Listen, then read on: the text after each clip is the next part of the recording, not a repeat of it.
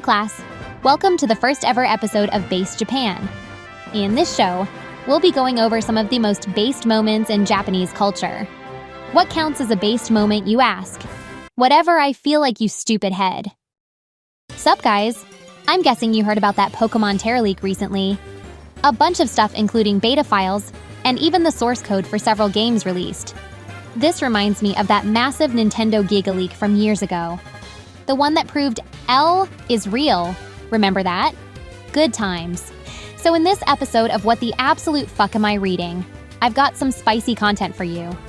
It's no secret that the devs of a bunch of franchises targeted towards children likely have some history in doujin circles or used to draw or write hentai stories. This is one of those many cases. Among the leaked files were some short fanfics created by official staff working at Game Freak. You can tell that these files were never meant to be exposed to the public, but now they are, and they belong to the internet to enjoy. I'm not going to talk about anything regarding the games, but rather this spicy lore content containing a Typhlosion that is a lolicon. Ready? Theme: the relationship between humans and Pokemon. Human-like ways of thinking. Long ago, when the boundary between Pokemon and humans was unclear, there was a village somewhere. One day, a girl from that village went into the mountains to gather firewood. She found well-dried, dead wood deep in the forest, so she kept going further in. Before she realized it, the sun was setting and she had lost her way.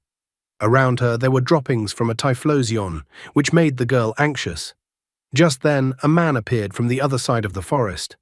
His face didn't resemble anyone from the village, but he was very handsome. The man said, "You must be lost, right? I know the way down the mountain, but with your pace, it would be midnight before we get there. I'll take you back tomorrow morning, so why don't you rest at my place tonight?" The girl had no choice but to agree to the man's suggestion. The man took her hand and began to walk. As evening fell, they arrived at a large cave. "This is my home. You must be hungry, right? Wait here." Saying that, the man went outside the cave. After he left, a red light shone from far away in the mountains, and there was the sound of trees swaying. Before long, the man returned, carrying many red berries. He said, "Eat this, then let's sleep for the night.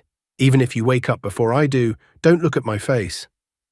The next morning, when the girl woke up, the man was still asleep. She honored their promise and stayed lying down, waiting. Before long, she fell back asleep. She was awakened by the man's voice. When she looked outside, the sun was already setting. "Today we'll eat green berries. Wait here." With that, he went out of the cave.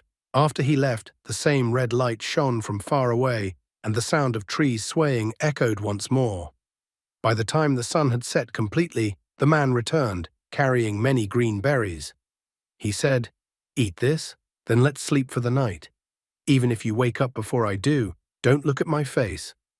The girl expressed her concern that her family would be worried and that she wanted to go home soon. The man yawned widely and tapped her on the head. At that moment, she completely forgot about her family and home. The two of them ate the green berries together and then fell asleep. The same routine continued, with them waking up when the sun had set, the man going out to gather berries, and the two of them eating and sleeping together. Eventually, the girl realized that the man was a Typhlosion. As winter approached, the Typhlosion dug deeper into the cave and said to the girl, "Go and gather wood for firewood. Break off the branches from the higher parts of tall trees." The girl tried to do as the Typhlosion instructed, but the tall trees scared her, so she could only climb the shorter ones. When she brought back some branches, the Typhlosion said, "That won't do. If it's not from higher branches, humans will find us." When the snow began to fall, the two of them lived in the depths of the cave, mostly sleeping. There was plenty of food. Occasionally, they would wake up, eat, and then go back to sleep. One day when she awoke, the girl was holding a child. After several days and nights passed, the Typhlosion said, "Your father is looking for you. But you are my wife, so I can't return you. I will have to fight him." The girl pleaded, "Please don't do that. Don't kill my father. How can I live with you if you kill my family? You are a good person, so please stay here with me and sleep." "All right, let's stay here and sleep." The man nodded. The next night, the Typhlosion woke the girl and said, "Your father is close by. Go and see." When the girl went outside, a snowstorm was raging. She climbed a low tree and broke off a branch. When she returned to the cave, the Typhlosion was singing a song she had never heard before. You broke off a branch, didn't you? Soon your father will come here. I am going to do something bad to your father. If I am killed, take my eyes, my voice, and my heart, build a fire at the spot where I was killed and burn them. And while they burn, sing this song until the fire goes out. The girl said, Please don't do it. Don't kill my father. If anyone is to be killed, let it be you. Goodbye. We will never meet again. With those words, the Typhlosion went outside. After a while, there was a loud noise, and when the girl looked outside, she saw her father had killed the Typhlosion.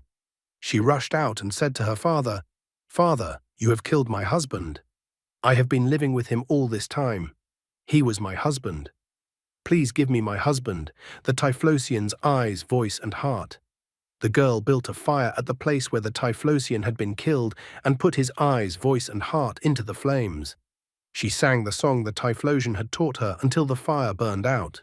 The girl's father built a small hut on the edge of the village for the girl and her child to live in. Eventually, spring arrived.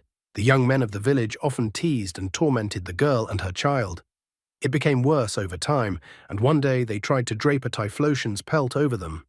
The girl returned home and pleaded with her parents, Please tell the villagers to stop teasing us. If they put that pelt on us, we will surely become Typhlosion. We are already half Typhlosion as it is. Despite the parents' pleas, the villagers did not listen. In fact, they found it even more amusing and eventually draped the Typhlosion pelt over the girl and her child. At that moment, they howled loudly and vanished into the depths of the forest. The two were never seen again. And so people came to understand. Typhlosion are half human beings. Wow, just wow. Can you believe it? Typhlosion were half human beings all along. How much do you want to bet that this story was written by a woman? Now you know the truth. Typhlosions are lolicons. The leak had several more incredibly interesting writings, including one about slacking, which is a bit too violent for my liking. You may think more of it than I do. Anyway, I consider this official fanfic by Game Freak to be incredibly based. Anyway, that's all from me, my lovely students. Sayonara!